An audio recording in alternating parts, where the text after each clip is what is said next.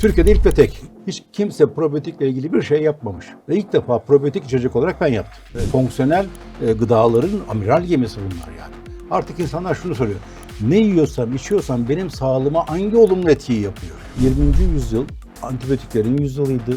21. yüzyıl probiyotiklerin yüzyılı olacak gibi bir kelime var hocam. Kesinlikle öyle. Çok önemli bir şey yani. Yani ölü şeyden tekrar yoğurt mayalamak yanlış. Evlerde bu yapılıyor yani. Bir sütün içine koyup yoğurt yapmak istediğinde retörü değil bir zehir alıyorsun. Probiyotik yaşam merkezinizi kurdunuz. Peki bundan sonra ne olacak? Kirli bilgi var. Müthiş bir kirli bilgi var. Yanlış bilgi var. Ezberler ve klişeler de çok fazla. Çevrenizde sağlıklı insanlar varsa probiyotik kaynağı onlar. Yani en iyi probiyotik sağlıklı insanlar. İletişin diyorsunuz. İletişim yani. Sarılın birbirine. Ona bakarsan.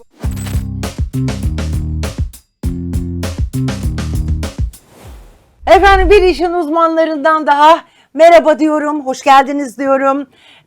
Çok kıymetli bir konuğumuz var bugün. Türkiye'ye kefiri getiren kişi. Aynı zamanda Türkiye'de sağlıklı yaşam probiyotik merkezini kuran kişi, araştırmacı yazar Haydar Yılmaz bizimle birlikte. Oytun hocam diyorum. Hoş geldiniz Haydar Hoş Bey bulduk diyorum. efendim. Merhaba hocam. Siz de hoş geldiniz. Teşekkür ederim. Tabii yani şöyle son herhalde 8-10 yıldan beri ya da Amerika'da daha önce başladı bu da sonra bizim buraya daha çok daha yeni sirayet etti. Yani bu bakteri işte onun adı flora meseleleri ondan sonra probiyotik meseleleri hakikaten yani mesela ben hatırlıyorum mesela şu Akkermansia olayı son 5 yılın işidir mesela hani herkes Tabii. mesela yurt dışına bakıyorsun herkes Akkermansia işte uzun ömrü sağlıyor, bağırsak sağlığını sağlıyor ve çok ilginç bir şey ortaya çıktı. İlaçların etkilerinin en az yarısının hatta yarısından fazlasının bakterileri değiştirdiği ortaya çıktı. Yani sen bir ilaç yutuyorsun ama aslında o bakteriyi değiştiriyor. Bakteri seni çok daha farklı pozisyona getiriyor. Bir de bu şimdi sadece bu bağırsak için değil esasında bu bakteriler. İşte deri florası için ondan sonra işte Vajina, ağız, akciğer, tabii. akciğer de florası Tabii. için. Yani Ağızla bu ilgili. acayip bir şey. Yani gelecekte bu bir şey olacak herhalde. Bu bir kültür olacak. Yani bakteri kültürü yani. Evet. Hani bakteri hani insanlar böyle yani işte mesela ben şöyle bile düşünüyorum gelecekte işte Akkermansia'dan zengin yoğurt ya da işte kefir böyle şeyler de olacak Yok, gelecekte. olmaz. Olmaz mı? Bence hayır ama yani Yok, bu bir yok. endüstri olur mu? Şimdi hocam anaerobik bakteri. Şöyle, doğru söylüyorsunuz. Yani haklısınız. fermentasyonda Yani uygulanmıyor. Doğru. Yani mesela ama şöyle bir şey var mesela nasıl mesela işte körküminli içecekler çıktı. İşte şimdi yok berberinli bilmem Doğru. ne çıktı. Evet. Ya bu belki de gelecekte mikrokapsülizasyon. Bu çok insanları belki de Olabilir. Dediğiniz doğru tabii. mikrokapsülizasyonla Yani koruyarak onu şey yaparsa her türlü gıdanın içine yani her koyabilirsiniz. türlü gıda çünkü Süper. şöyle oldu insanlar bunu daha kolay almak isteyecek. Tabii, Yani bunu o gıdayı seçecek. Mesela düşünebiliyor musun? Şimdi gidip mesela bunun içinde bulunduğu Akkermansiyalı kek mesela. Tabii, Adam onu tabii. bir tane arada yiyecek ya da işte ne onun adı? Clostridiumlu işte butyrikumlu ne olacak işte lokum. Ya gerçekten öyle bir şey olacak çünkü ya. Tabii. Çünkü öyle bir evrilme olacak. Ben çalıştım onu hocam. Evet. Mikrokapsülleme yaparak Mikrokapsüllemeyle. asite, ısıya, her şeye Her şeye dayanıklı dayanıklı. olarak Akkermansia'yı kapsülledim. Her türlü Süper. gıdanın içine koyacak Konulabilir şekilde. hale. Tabii yaptım. Demek ki o gelecek demek ki Tabii. demek. Yani bundan bir sonrası olacak yani. Tabii. Evet. Probiyotik yaşam merkezi kurdu diyorum. Tabii. Aa, ne güzel. Yani Tabii. kafayı çok uzun süredir kaç yıldır probiyotikleri? 25 yıldan beri hocam. 25 yıldan 2003 beri. yılda Siz necisiniz abi normalde? inşaat mühendisi terk ama alaylı yetişme. Evet. Daha çok insan Yaş kaç kaynakları abi sizin? 67. Maşallah. Tabii bayağı. Maşallah. Göstermiyorum. Sonra buradan değil mi nasıl hocam? girdiniz bu işe? Hocam şöyle insan kaynaklarını yönetirken sıkılıyorsunuz. İki arada bir derede kalıyorsunuz. Sonra bir firmaya dedim ki seni büyüteyim. Yani morning hikayesi yaratalım. Evet. Gittim Bezirne peynirisine seni büyüteceğim dedim. Nasıl peynirle mi? Dedim ki o zaman bugün yapıp yarın rafa koyacağımız bir ürün yapayım. Yani doğru cümleler kurarak şey yaptım. Yok hiçbir şey. Baktım kefir. Bugün yapıyorsun yarın rafa koyuyorsun. Evet. Türkiye'de ilk ve tek. Hiç kimse probiyotikle ilgili bir şey yapmamış. Ve ilk defa probiyotik içecek olarak ben yaptım. Arkamızdan probiyotik yoğurtlar geldi daha sonra. Ben de baktım ki sadece kefir değil, büyük bir deryaymış bu dünyada. Tabii, İnanılmaz tabii, derecede tabii. fonksiyonel gıdaların amiral gemisi bunlar yani. Artık insanlar şunu soruyor. Ne yiyorsam, içiyorsam benim sağlığıma hangi olumlu etkiyi yapıyor? Yoksa Evet. tat, zevk, Ya renk şimdi falan değil yani. Şöyle, şimdi biz ben tıp fakültesine girdiğim zaman ya da çıktığımızda 2000'li yıllarda bunların esamesi yoktu. Bak Yoktu. çok ilginç bir şey Tabii. söyleyeyim. Şimdi bütün şeyler şöyle oldu mesela. İşte otizmde şu bakteri çok, şu az. Tabii. Bağırsak iltihabında şu bakteri çok. Hani şöyle oldu. Herhangi bir hastalık önemli değil. Hangi bakteri çok, hangi bakteri az. Tabii şöyle bir şey de var. Bu bakteriler çok uyanık varlıklar. Şimdi siz eğer bir hasta olacaksanız bunlar sizi bir yıl önceden biliyor bu hastalığı bunlar. Yani şöyle oluyor. Siz hasta olduğunuz zaman bakteriler değişiyor. Tabii. Bakteriler değiştiği zaman da hasta oluyorsunuz. İki yönlü bir şey bu. Yani mesela şöyle bir şey var. Siz otizmli bir çocuğu bağırsak bakterinden hiç çocuğu görmeden bilebiliyorsunuz. Tabii. Yani çok ilginç. Ya da Mikrobiyom analizleri tabii deniyor hocam. mikrobiyom Evet, analizlerinden. tabii. Alzheimer'lının bakterisi öyle yine aynen. aynı şekilde. Tabii bunlar bir yandan da şöyle ilginç bir şey var. Beraber olduğunuz insanların da bakterileri aynı olmaya başlıyor. Evlendiğiniz kişilerle Evlendiğiniz zaten aynı kişiler- ortak bakteriler oluyor. Hatta Evet. ben bir gün dedim ki ya dedim ben aldatan kadını dedim bokundan tanırım dedim. Hani böyle o espri şu yani ya böyle bir şey yani bu şu, evet doğru. Tabii ki. Ama bununla yani, bulurum alakalı. yani şöyle bir partneriniz var bakıyorsunuz dışkısına bakteriler değişmiş. O zaman değişmişse hani diyorsun ki benim bakterilerin bir kısmı yok bunda. O zaman hayatınıza yeni biri girmiş demek. Yani oradan bunu söyledim. Farklı ortamlar da aynı şekilde olabilir. Kesinlikle tabii hocam. ama Gidersiniz bir şöyle yere seyahat edersiniz, aynı onlar- evde olan insanlarda %80'lik homojenite Kesinlikle oluşuyor. aynı. Kesinlikle yani. Hani bazen derler ya genetik falan filan babadan. Hayır. tabii. Aynı ortamda, aynı ailede, aynen. aynı beslenme şekilleri olduğu için kanser oluyoruz veya bir şey oluyoruz. Aynen Yoksa hatta genetik değil. mesela şöyle ilginç bir şey var. Coğrafyanın bile bakterileri. Mesela bir adamın Orta Doğulu mu, Avrupalı mı olduğunu Kesinlikle. bilebiliyorsun yani. Çünkü Orta Doğu bakterisi var içinde. Mesela. O şekilde bile. O habitatta, Habitatta- o coğrafik koşullarda Kesinlikle doğada öyle. yeşillerler bunları besliyorlar. Evet. Ama başka yerde başka türlü besliyor. Evet. Zaten o besiyere göre de kendisi farklı şeyler üretiyor, postbiyotikler üretiyor. Kesinlikle. Mesela şimdi bizim hani tıpta bir yaklaşımımız var mesela. Bu probiyotiklerin büyümesi, gelişmesi için de yani bakteri tek yutmak yetmiyor yani. Bunları beslemek de gerekiyor. Süper. Hakikaten bunları beslemek için de bunlar şeyi seviyor böyle. Yani böyle bir ottur, çöptür şeyleri seviyor bunlar. Yok, Ondan sonra, başka türlü de sevenler yani, var. hayır, var tabii ki ama hani Yağları sevenler var, eti sevenler var. Tabii, sevenler tabii, var. tabii. Tabii bir de şöyle hani hayırlılığını arttırmak için biraz fermantasyon gerekiyor bunlar herhalde biraz. Hani Ben değil şöyle mi? diyorum hocam, insan vücudu büyük bir fermentör aslında. Tabii, Her şeyi yediğimizi fermente ediyor. Fermente ettikten sonra o gıdayı değiştiriyor, dönüştürüyor. Ondan bir sürü insan için yararlı olan, metabolizma yararlı olan kısa zincirli yağ asitleri, bakteriyosinler, Ha, doğal bir de antibiyotikler o üretiyor. mesela bu yine esamesi okunmayan bir şeydi bu kısa zincirli yağ asitleri. Evet, Biz yine 2000'li yıllarda böyle bir şey yoktu ama şimdi işte 3 karbonlu bizim o propiyonik asit. İşte bütülik asit. Asetat, Asetik asit. Bunlar laktik çok asit. önemli hale geldi. Çünkü vücut bütün yağları ve şeyi kısa zincirli yağ asitlerini 3 karbona, 2 karbona çeviriyor. Ama mesela bu propiyonik asit falan çok değerli mesela. Çok İşte değerli. iltihabı önlüyor, eklem iltihabını önlüyor, migreni önlüyor, kalbe iyi Leptin geliyor. hormonunu artırıyor hocam. Değil Tok mi? ikisi sağlıyor. Mesela grelin hormonu açlık hormonudur. Asetik Mesela asit hangi bakteri mesela? daha çok Evet. Akkermansia ama tabii Akkermansia, yeni nesil bu bakteriler bunlar yani. Propiyonik Anaerobi asidi arttırıyor mesela Tabii, değil mi? tabii, 3 tabii. karbonlu o yani propiyonik asidi bizde arttırıyor. bu kilo vermede, zayıflamada en büyük önerdiğimiz obezite ve diyabetin önlenmesinde Akkermansia. Mesela metformin de aynı şekilde. Metformin içtiğin zaman Akkermansia'yı arttırıyor mesela. Tabii, birlikte çok iyi partner onlar. Çok ikisi. iyi partner. Çok Mesela iyi partner. metformin ile Akkermansia çok iyi mesela partner. Akkermansia anne sütünde mi var? Evet. Evet. Başka Yani- yok. Şöyle sizin doğal floranızda var ama Akkermansia miktarı çok az. Yani Akkermansia gerçekten olduğu zaman sizin insülin direnci gidiyor hemen. İnflamasyon azalıyor. Obeziteye karşı bir bakteri bu. Yani bu obezitenin ilacı bakteri. Esasında şu anda şöyle size söyleyeyim. Aç kaldığın zaman da Akkermansia artıyor mesela. Daha çok artıyor. Evet. Hemen Mesela artıyor. İslami oruçlarda Değil mi? aç kaldığımızda Aç kaldığın zaman Akkermansia şimdi diğer artıyor. bakteriler hocam karbonla beslendikleri için onların gücü azalıyor, performansı. Akkermansia ise başka besin kaynakları Yani arıyor. şöyle esasında Musin arıyor. açlık artı Akkermansia, işte metformin artı Akkermansia, Ramazan diyeti artı Akkermansia. Aynen. Hep bu şey. Aralıklı oruç artı Akkermansia, spor artı Akkermansia. Hep böyle gidiyor. Ne yapıyor vücutta? Şimdi Akkermansia bakteri. şöyle. Akkermansia'nın özelliği vücutta esasında iltihabı azaltması en temel özelliği. Ondan sonra bu bizim işte o 3 karbonlu dediğimiz o hayırlı Kısa yağ zincirli asitlerini arttırması. O işte. Antimikrobiyal asitler hepsi Evet, yani. aynen öyle.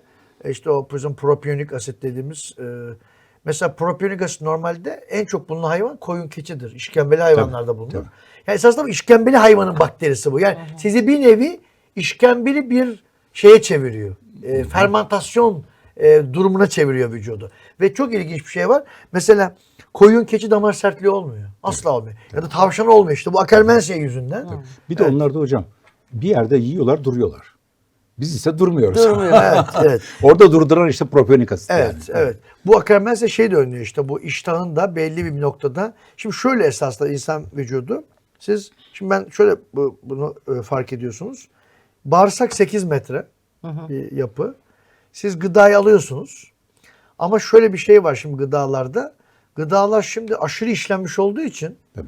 artık bağırsağın 8 metresi lazım değil. İlk 1 metresi yetiyor. Bu sefer bağırsağın 6. metresi, 7. metresinde gıda gitmiyor. Evet. Şu andaki insanların 6. 7. metresindeki işte bakteri, flora yok. Yani yok. Bir florasızlık var yani. Şimdi oraya çok ilginç size bir şey söyleyeyim. Herhangi bir şekilde ilk 1-2 metreden emilmeyen aşağı doğru giden gıdalar alın. Hemen bakteri floranız değişiyor.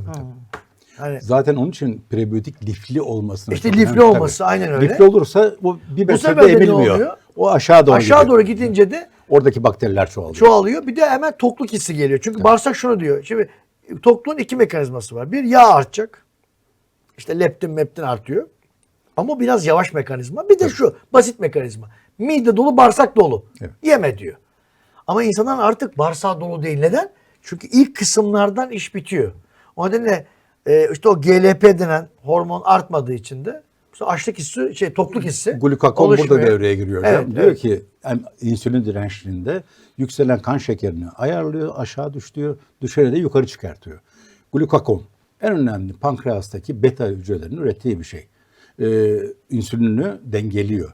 Tip 1'e dönüşü engelliyor. Alfa hücrelerinden üretiliyor glukakon. Şimdi Akkermansia ne yapıyor? Glukakon benzeri peptit. Evet. GLP-1. Yani, Veya Türkçe yani okunuşa bu Akkermansia, ya bu Akkermansia değerli bir şey. Bunu Değerli. bırakalım. Bu Akkermansia değerli. Akkermansia 1. Ondan sonra Bir de siz hocam bunun bir arkadaşı var. Şundan bahsetmek isterim. Fakebakteryum. O da- bu da musini daha çok üretiyor. evet bu İkisi da birlikte o kadar bu çalışıyorlar da ki. ünlü oldu. Tabii. Evet, Bakayım. aynen şu evet. Fakebakteryum Şu. Evet. Şu da şimdi bu da şimdi şöyle hani şey için Akkermansia ve bu Kardeş bunlar. Fecalibacterium. Evet. Bu Fecalibacterium, fekal zaten dışkı demek. evet. Bakteri de bakteri de. Bu da ünlendi. Şimdi buna kardeş bakteri oldu. Bunda hayırlı işler yapan bak. Yani şöyle. Bir kere bağırsak bariyerini sağlamada çok önemli derecede Şöyle bir şey var. Bağırsak bariyerini sağlamada işte iltihabı azaltma şunda bunda. Bir de şöyle bir şey oldu. Bu bakteriler varsa sizde sizin hayatınız iyi gidiyor demek. Yani kafanız iyi, depresyonunuz yok. Tabii. Ondan sonra işte Bir de yani bütürat üreticisi hocam. bu da Clostridium Büyük botulicum. bir bütürat Evet. üreticisi. Dünyanın en fazla bütürat üreticisi. Ama aynı zamanda da Japonya'da ilaç kategorisini aldılar hocam. Bunu, Hastane evet. enfeksiyonlarına karşı müthiş dirençli. Yani o Yayında antibiyotiklerin- konuşmuş. Evet. Antibiyotiklerin Şöyle, öldüremediği şeylere karşı çok dirençli. Clostridium'lar baş belası bakterilerdir esasında. Anaerob bunlar. Tabii kolesteroller çok kötü. Bunların mesela bizim hastanede mesela şeyleri var mesela. İşte onun adı Clostridium cinsi bakteriler sıkıntılı oluşturmasına rağmen ondan sonra mesela difficilis'i var. Bunun için baş belası bu. İshal yapar. Hemen ishal yapıyor. Kronik ishal. Emilimi bozuyor. Ama bu botulicum hayırlısı. Mesela bu da şimdi mesela şu anda eğer dışkıya baktırırsanız en çok bakılan bakteri Akkermansia var mı? Tabii. Varsa iyi. Her şey iyi gidiyor demek. Bu Fecalibacterium var mı? İyi gidiyor İyi demek. gidiyor Bir de şu Botulicum Clostridium. Bunlar yine 3 tane. Ya bunlar şey gibi oldu bunlar artık. Böyle her yerde klasik yazan. Şimdi biliyorsunuz dışkı analizi yapılıyor. Dışkı PCR yapıyorsunuz. Hangi bakteriler var içinde bilebiliyorsunuz. Size olay şu.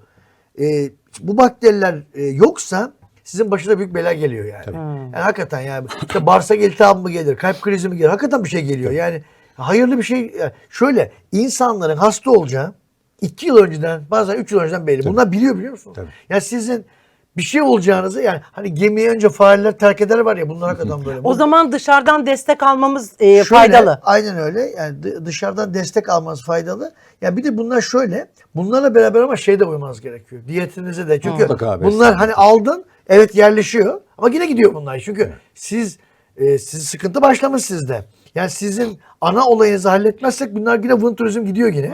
Yani bunları bir yandan almanız lazım, bir yandan da bütün diyetinizi, hayat tarzını değiştirmeniz gerekiyor. Ben şöyle bir şey geliştirdim hocam ekol olarak. Bir kere her bakteri herkese uymaz. Kişinin bir sorunu varsa o kişiye özel probiyotiği vermek lazım. Ne eksilmişse. Yoksa eksilmeyin. Alın Lactobacillus bifidobacter demek değil. Olmuyor hakikaten. Evet. Yani evet. İkincisi yine mikrobiyotaya özel beslenme olması lazım. Yani probiyotikleri aldım tek başına o da yeterli değil dediğiniz gibi.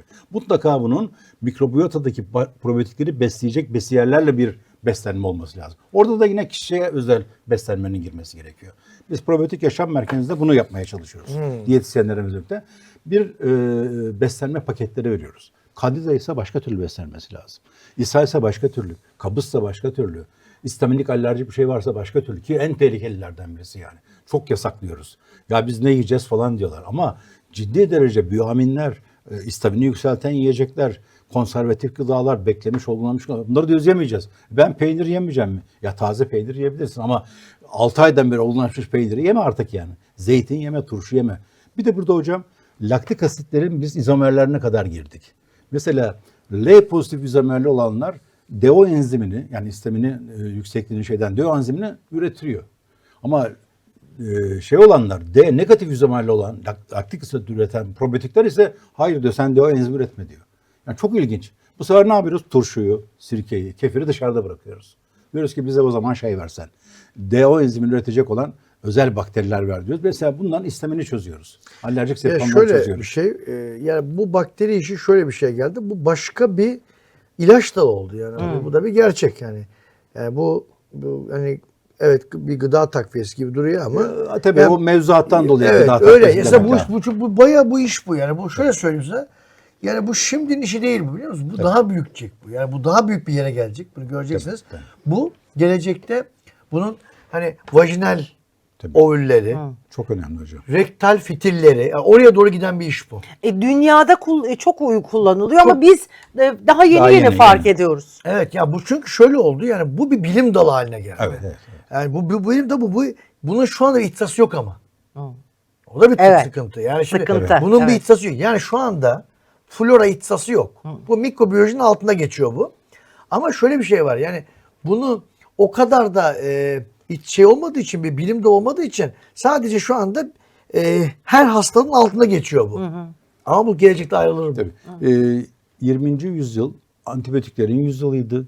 21. yüzyıl probiyotiklerin yüzyılı olacak gibi bir kelime var hocam. Kesinlikle öyle. Çok önemli bir şey yani. Kesinlikle öyle. Evet klasik tıpa baktığımız zaman veya modern tıpa baktığımız zaman ilaçla etken maddelerle verilir ama bir taraftan da bizde bütün vücudumuzu sağlayan bir mikrobiyota var. İşte şimdi O ben size mikrobiyotayı tekrar güçlü hale sıkıntı getirmek şöyle gerekiyor. oldu. Gerçeği söylemek lazım.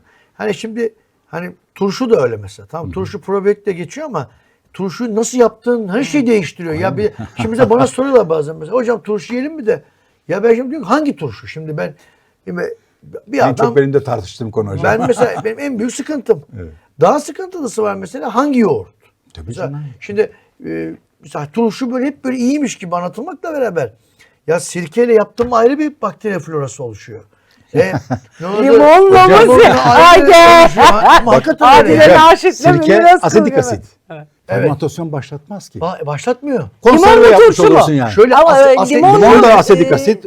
sirke mi? Yok, bak, şimdi limonda asetik asit. Pardon özür dilerim. Sirkede asetik asit var. Limonda sitrik asit var. İşte şey Bunlar olmuyor. fermentasyon yapmıyor. Yani biyoreaktör çalışmıyor. Çalışmıyor. orada Yani. Ne olacak şimdi mesela şimdi biz iyi gidiyor ama şöyle turşuyu biz pro değil de prebiyotik yani şöyle denilebilir. Hocam konserve. Konserve. Tuzlu, sirkeli konserve yapmış Aynen yani oluyoruz. şöyle diyelim. Fermentasyon Bir de bir ürün olmuyor yani. Sıkıntı şu. Bir kere fermente bir ürün değil. Hani Tabii. yani bu kadar sanıldığı gibi böyle bir şey değil. Şöyle bakterilerin yaşaması için belki bir ortam oluşur. Onun içindeki sebzeler olduğu için. Evet, Bir de daha büyük sebzeden- bir sıkıntı var. Tuz var içinde. Yani inanılmaz O bir da şey. disbiyozis yapıyor. Yani bakteri öldüren bir şey. Yani şimdi bana biri geçen bana sordu birisi. Ya dedi hocam turşu ne? Valla turşu dedim sadece ağız zevki. Hani damak zevki. Tabii. Hani öyle bu abartılı gibi bir şey değil turşu biliyor musunuz? Yani ben Tabii. şimdi turşunun sıkıntılarını söyleyeyim. Asit pH bakterilerin üremesini önleyen bir şey. Yani onun içinde hazır bakteri yok. Bir. Spontane varsa spontileri de öldürüyor. Öldürüyor. Tabii. İki, içinde tuz var. O da her şeyi Engelliyor öldürüyor. tabii. Yani bu turşu mayalanıncaya kadar iyi ama mayalandıktan sonra bir ölü bakteri çorbasına dönüşüyor. Yani öyle bir şey de yok içinde. Yani şunu söylemek istiyorum. hani beklenilenden o kadar çılgın bir şey değil bu turşu. Yani önce öyle alıştıralım insanlar da hani hiç yararı yok dersem şimdi Normalde hiç yararı yok diyorsunuz aslında. ya şöyle yani Doğru yapılırsa aslında yani bakterilerle fermentasyon yapılırsa o zaman kazanırsınız. evet yani şöyle turşunun şöyle bir özelliği var. Böyle tuzla şunla bununla yapılacak bir şey değil bu. Değil, tabii. Onu söylemek istiyorum.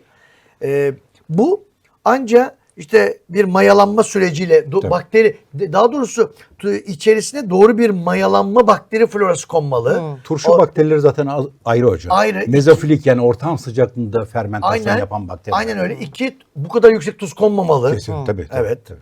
Ama bu kadar yüksek tuz koymazsanız bozuluyor. Çünkü Koruma uzun süre beklediği uzun süre bekledi. Turşu taze yapıp yenilmesi gereken bir şey. Aynen öyledir. Hani hızlı ya turşu dediğin şey 10 günlük iş ya bu turşu. Yapacaksın yiyeceksin bunu bu kadar. Bekletmeyeceksin. Bekletmeyeceksin. O kadar tuz konmayacak. Yani aynı sorun şeyde var mesela yoğurtta var. Ona da gelelim hocam. Önemli bir konu. Şimdi millet mesela bana diyor ki yoğurt çok mu önemli? Ya önemli. Ama beklediğiniz gibi değil. Tamam. Suyu önemli değil mi yoğurt? Yok dur hocam. Oraya Şimdi gelmeden ben önce. şöyle anlatayım. Ben de Şimdi anlatayım. yoğurtta iki tane bakteri var. Bir tanesi Lactobacillus acidophilus var. Lactobacillus acidophilus. Bulgarius. Bulgarius var. Bulgarius tarzı. Bunlar Streptococcus thermophilus bir diye. de Thermophilus var. İki tane bakteri var. 2 tane evet. Ya Ali hani 5 tane 10 tane. Şimdi bizim bakterilerde bir şeyimiz var. Ne kadar çeşitli floran olursa o kadar değerli. Yani bakterilerden bir küme olması lazım. Birileri az birileri çok olacak ama çeşit çok önemli.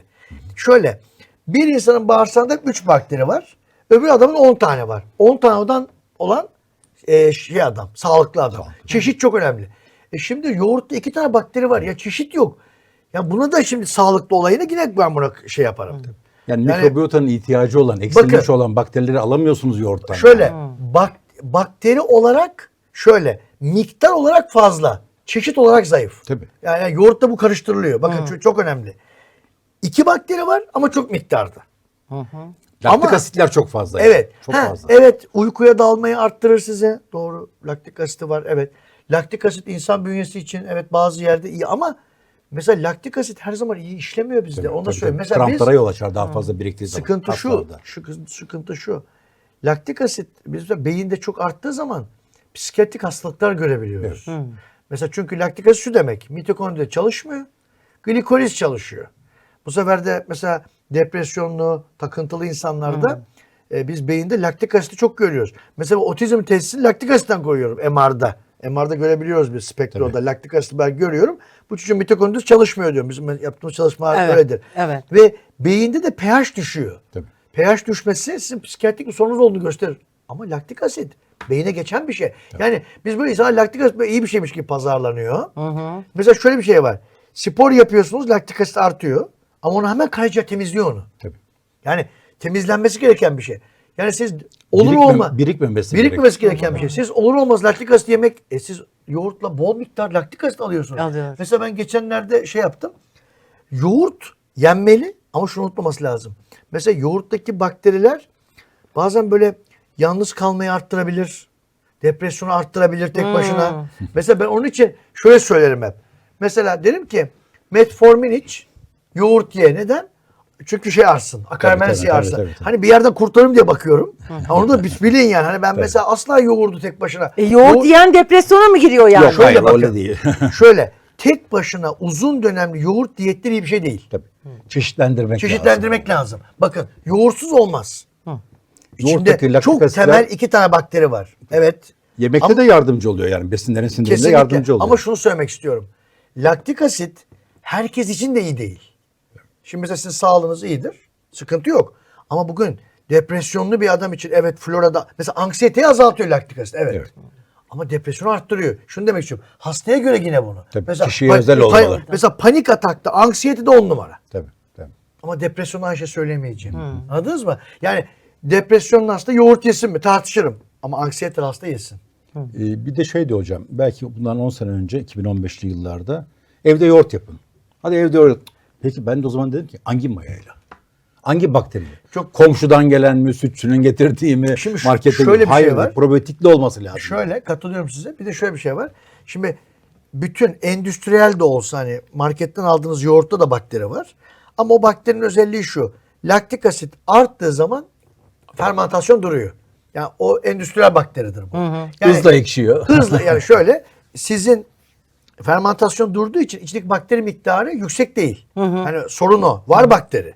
Ama ekşimemesi için pH düştüğü zaman laktik asit arttığı zaman ya pH düştüğü zaman laktobasillus üremeyi durduruyor. Bunlara endüstriyel suçlar deniyor. Tabii. Starterlar. Evet yani bunlar bir miktar. Ya sizin ama sizin evdeki ekşidiği için ekşidiği şu. Bakteri oradaki daha azgın. Yani daha battal bakteri diyelim yani. Evet. Onun için evde yapılmış kesinlikle daha iyi. Bulgaristar daha çok hocam. Bulgarikus daha Termosflus daha aşağıda ama oluyor. şey de çok önemli. Katılıyorum ben size. Hangi maya çok önemli. Tamam, nasıl mesela evde yoğurt Mayalayacak. mayalayacak, izliyor bizi. Ne kullanacak? Bana göre artık bilimin ortaya koyduğu bakterileri kullanmak lazım. Yani ben yıllarca bunun için Ne uğraşıyorum. olmak yani. lazım biliyor musunuz? Yoğurt mayası kullanmak lazım. Tabii. Aynen hocam. Tabii. Bu mu? Bunun içinde mesela dediğim gibi Probiyotik. Lactobacillus bulgarius ve Streptococcus thermophilus var. Ama yanına eğer bu midedeki sindirimi kolaylaştıracak gidiyoruz, Acetophilis koyuyoruz. Ramanus Siz koyuyoruz. şey koyuyorsunuz. Letörü koyuyoruz. Siz yoğurt maya satıyor musunuz? Tabii onu da satıyorum hocam. Yoğurt mayası satıyorsunuz. Bende her şey var hocam. Yoğurt, peynir, turşu, kefir, Mayaları satıyorsunuz siz. ekmek, her şeyin mayası var. Yani şöyle Ben ama hepsinin bakterilerle şey diyorum. ya organize şöyle ediyorum. gelecekte yine şöyle olacak. Hani oradan buradan aldığın değil de yani yoğurt mayası satılacak. Yani peynir mayası tabii o biraz daha şey bir konu. Enzimler var daha çok orada. Yani yoğurt mayası yani biraz satılması gereken Satılması bir şey. gereken yani şöyle, bir şey mi? bir standartize edilmiş bir şey olmalı bu yoğurt mayası. Şimdi hocam Kafamıza burada göre bir de gitmemeliyiz. şöyle bir tehlike var. Yoğurttan yoğurt yapılıyor. Şimdi yoğurdun dediğiniz gibi ömrü var. 21 günde, 3 haftada bakteriler sönümleniyor. Ki neden dolayı kendisinin ürettiği laktik asitler Durduruyor onların onları. ömrünü sınırlandırıyor. Ölüyor sönümlendiriyor. bunlar, Tabii. evet. Yani 21 gün sonra diyor ki raftan kaldır. Bitti bunun diyor ömrü diyor. Biz ne yapıyoruz? 3 hafta bekletiyoruz. Ondan tekrar yoğurt mayalıyoruz. Yani ölü şeyden tekrar yoğurt mayalamak yanlış. Evlerde bu yapılıyor yani. En fazla dediğiniz gibi bir hafta içinde o yağı yapıp tüketmek gerekiyor. bakteriler gibi olan olaylar bir hafta yenecek bir şey bu. Ya bunlar canlı yapılar. Tabii, tamam canlı mı? yapılar, tabii. Şimdi bu canlı yapı olduğu için ya bunları bir hızlı tüketmek lazım. Yani belki biraz orada şey yapıyoruz biz. Sanki bunda böyle ömrü sonsuzmuş gibi. Evet, Hayır. evet. Bir müddet sonra tabii onların da bütün performansları bitiyor. Gidiyor. Evet, tabii. katılıyorum. Bir de şey var hocam. Ya sonuç ne biliyor musun? En kötü şunu yapsınlar. Taze yoğurt yesinler. Tabii. Hani bari mayalanmış hani 3-5 günde yesinler şunu öyle diyelim. Hani daha doğru Yani olur. evde yoğurt yapmak kıymetli Şöyle, turşu da ama öyle. günlük Turşu artı yoğurt Turşuya bir ünlem koydum ben. 10-15 günlük işler bunlar yani. Evet, katılıyorum. Bir de size. şeyi söylemek istiyorum hocam. İnsan fermentasyonuyla dışarıda fermente ürünlerin yapımındaki fermentasyon bazen karıştırılıyor. Ben en çok bana diyor ki niye Doktor Davis'e kafa tutuyorsun? Retör yoğurdu.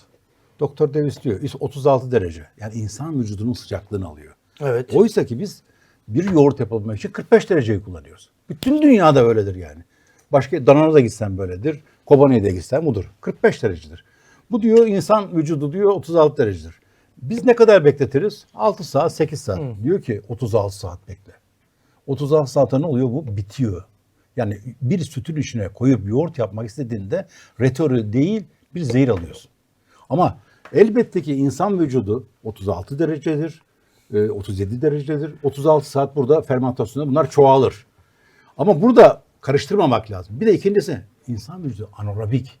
Oksijensiz olarak yaşayan bakteriler burada daha güçlü olabilir. Doğru söylüyorsun. Bir de bir sıkıntı. Dışarıda Ya yaşayanlar size ben olmuyor Bir yani. şey anlatayım mesela. Şimdi mesela süt mayalıyorsunuz ya. Mesela bu el de sakat iş. Şimdi el Aman, dalıyor aman, ya aman. buna.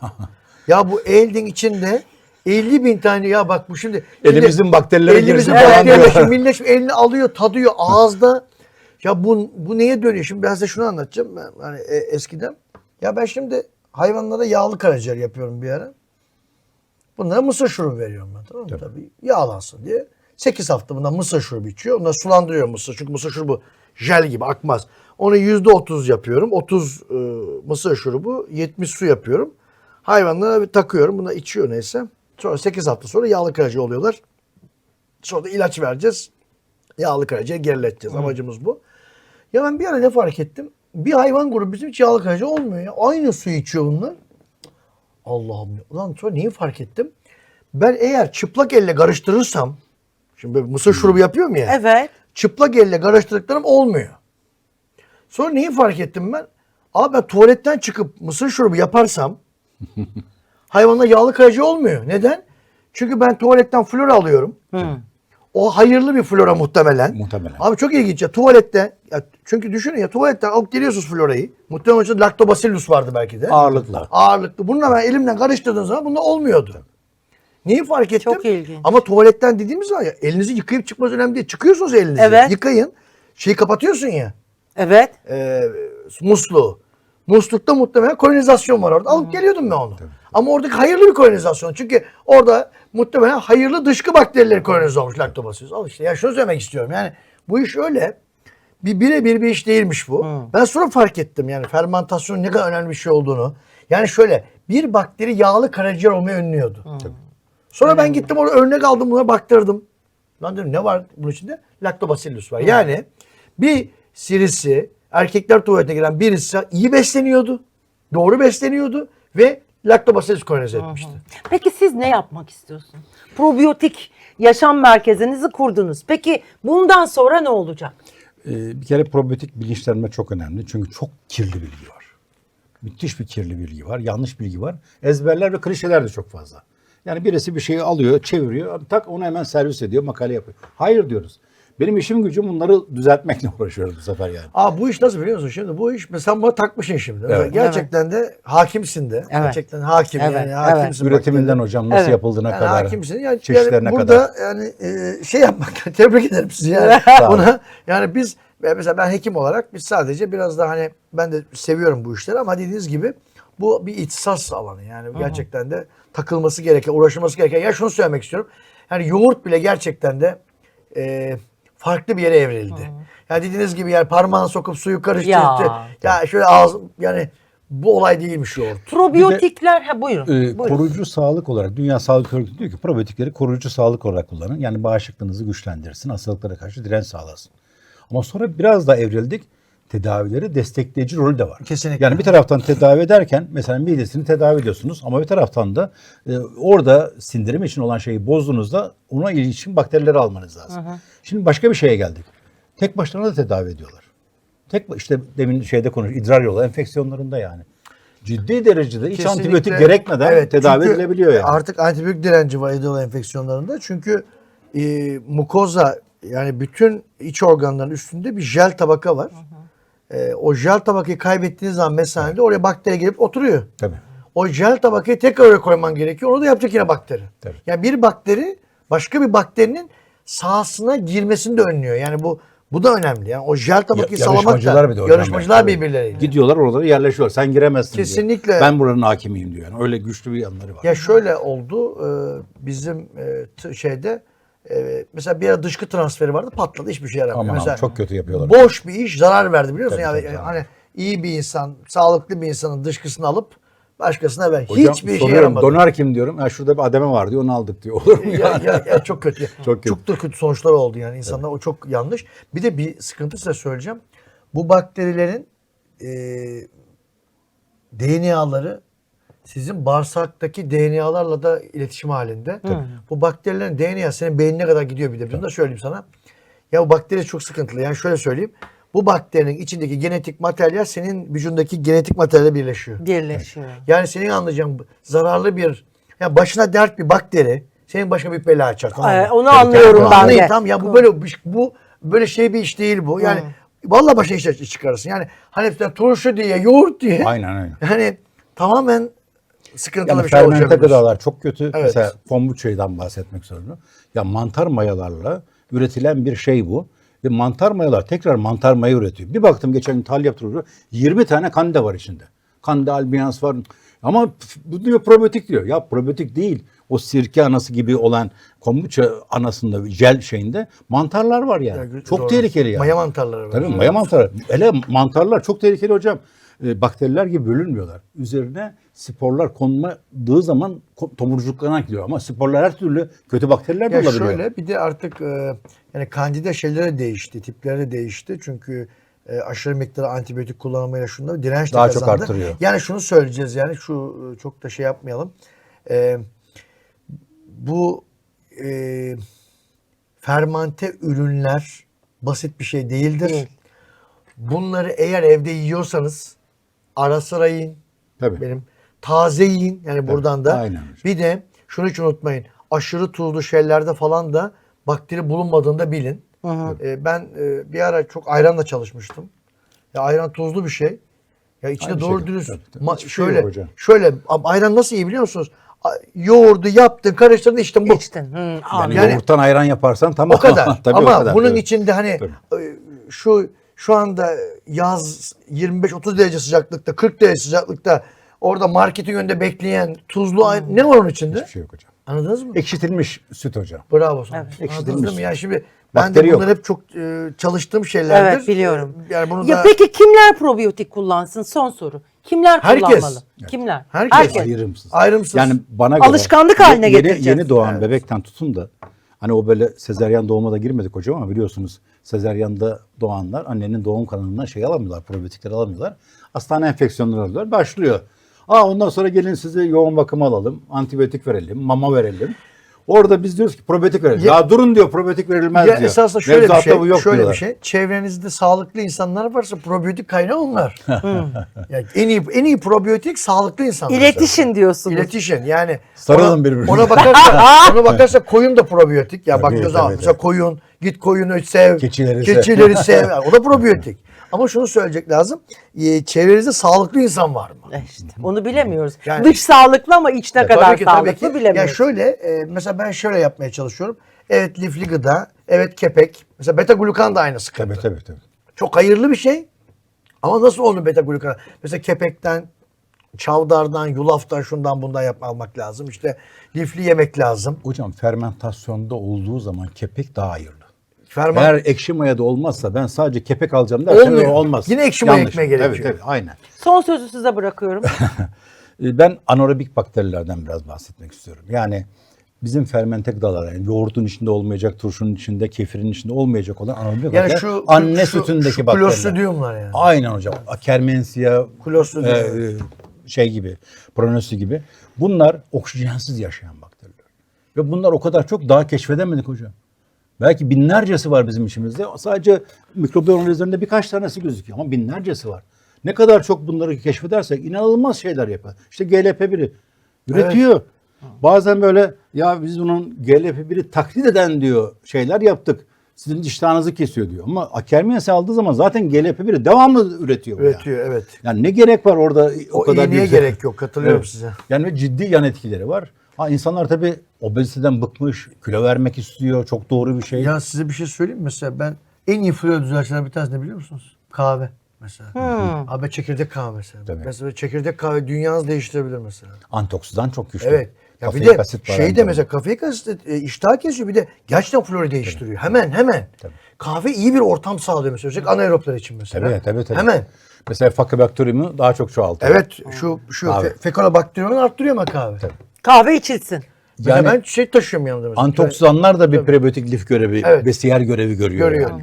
Biz mesela poniferleri onun için çok öneriyoruz yani. İşte- Siyah, mor, kırmızı, Yeşil çay koyu yeşil. mesela. Tabii Evet, koyu yeşil. koyu Siz hep rengarenk. Rengarenk her zaman söylüyorum. İşte o- bir de hocam diyor ki ısıl işlem yapın bunlara.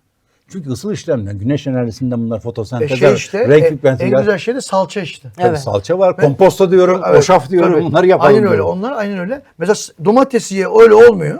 20 birim var öncünde likopen Çok hocam. ayağı salça Ama ya. Salça 200 Aynen. birim. Salça. 200 birim hocam. Önemli. Evet. Mesela salça dünyanın en değerli şeylerinden bir tanesi mesela. Dediğiniz gibi komposto. Tabii. Evet. O zaman Ne kadar nereye ısıtırsak gidilecek? onları ısıl işlem yaparsak o kadar daha Isıl bakterileri işlemler, besleyeceğiz aynı zamanda. bak, ama çok da ısıl işlem yaptı mı karamelize oluyor. Onu da O çok- yok hayır. Yürümekle. 100 Her derece şey geçme sınırı. böyle. Peki ne yapılacak? En kısa sürede Haydar Yılmaz'ın probiyotik sağlıklı yaşam Merkezine merkezine bekliyoruz. gidilecek, görülecek. Her şeyi yerinde göreceğiz. Çok teşekkür ederim Sağ olun efendim. geldiğiniz Çok Ben için. sağ olun teşekkür hocam. ederim. Çok sağ olun. Teşekkür Çok sağ olun. ederim sağ olun. Bu haftalık bu kadardı, bugünlük bu kadardı. Görüşmek üzere.